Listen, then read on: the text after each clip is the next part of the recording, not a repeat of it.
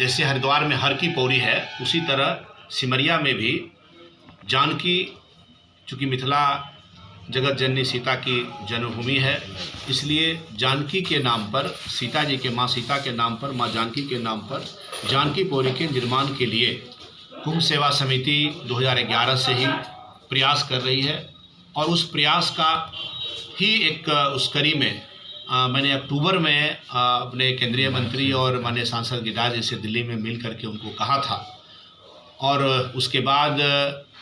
मुझे यह मालूम हुआ है और मैं प्रसन्नता जाहिर करता हूं कि आदरणीय गिरिराज सिंह, हमारे केंद्रीय मंत्री और सांसद ने इस विषय को उठा करके इस पर पहल किया है। जानकी पौड़ी के निर्माण की दिशा में उन्होंने कदम उठाया है, पहल और प्रयास किया है। इसके लिए मैं आप सब मीडिया के माध्यम से कुंभ सेवा समिति के महासचिव होने के नाते उनको धन्यवाद देता हूँ, आभार व्यक्त करता हूँ। और जो परिकल्पना है कुंभ सेवा समिति का या सर्वमंगला आश्रम का, चिदात्मन जी का या हम सबों का और मिथिला के लोगों का, कि वहाँ सुरक्षित स्नान घाट के लिए जैसे हर की पौड़ी में गंगा की मुख्य धारा से निकाल करके एक उपधारा के को बनाया गया है, और वहाँ 4 फीट पानी हर समय 12 महीना रहता है, और वह स्वच्छ पानी में लोग स्नान करते हैं, और वह प्रवाह भी पानी का हमेशा बना रहता है। इसी तरह की एक परिकल्पना कुंभ सेवा समिति ने बनाई है, और उसकी के आधार पर हम यह चाहते हैं। विधान परिषद में भी मैं विधान पार्षद के रूप में इस सवाल को कई बार लाया हूँ, माननीय मुख्यमंत्री ने समय दिया, उनको भी ये सारे विषय उनके संज्ञान में है। 2017 में जब कुंभ का आयोजन हो रहा था तो वो स्वयं उद्घाटन करने के लिए आए थे, उस समय भी उन्होंने इसकी चर्चा की है, आश्वासन दिया है। अच्छी बात यह हुई है कि हमारे केंद्रीय मंत्री आदरणीय गिरिराज सिंह जी बेगूसराय के सांसद के रूप में हम सबको मिले हैं, और उन्होंने भी इस विषय को संज्ञान में लेकर के इसका प्रयास पहल शुरू किया है। और यह एक समेकित प्लान बना करके,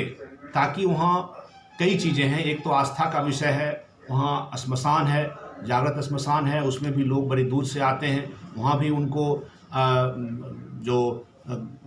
अंतिम संस्कार करने की सुविधा है वह, उसका घोर अभाव है, वह भी बनाया जाए। स्नान करने के लिए सुरक्षित, मैंने कहा कि एक उपधारा निकाल करके, ताकि जो हर वर्ष वहाँ 2 दर्जन से अधिक लोग डूब करके मर जाते हैं स्नान के क्रम में, वह घटना नहीं हो और लोग सुरक्षित स्नान करके अपने घर को जाएं। तीसरी बात है कि वहाँ जब प्रायः सुनने में आता है कि वहाँ जब मुंडन में या अन्य प्रमुख तिथियों में या अन्य स्नान की तिथियों में जब जाम लग जाता है और वहाँ गाड़ियों के पार्किंग की समुचित व्यवस्था नहीं की गई है, यद्यपि साल में 3 करोड़ रुपया वहाँ से वसूली हो करके सरकार के खाते में जाता है, लेकिन वहाँ किसी भी तरह की पार्किंग की या कोई मूलभूत सुविधा का घोर अभाव है। तो इस डीपीआर में मैंने कहा है, और मैं उम्मीद करता हूँ कि उस पार्किंग की व्यवस्था की भी जिम्मेदारी हो। वहाँ के दुकानदार हैं, वहाँ के दुकानदारों का भी किसी भी तरह का कोई शोषण नहीं हो, उसको सुरक्षा दिया जाए, ताकि उन्हीं का रेवेन्यू से ये 3 करोड़ रुपया जमा होता है सरकार के खाते में। तो मैं ये चाहता हूँ कि उनका भी विचार सुन करके वहाँ के दुकानदारों का,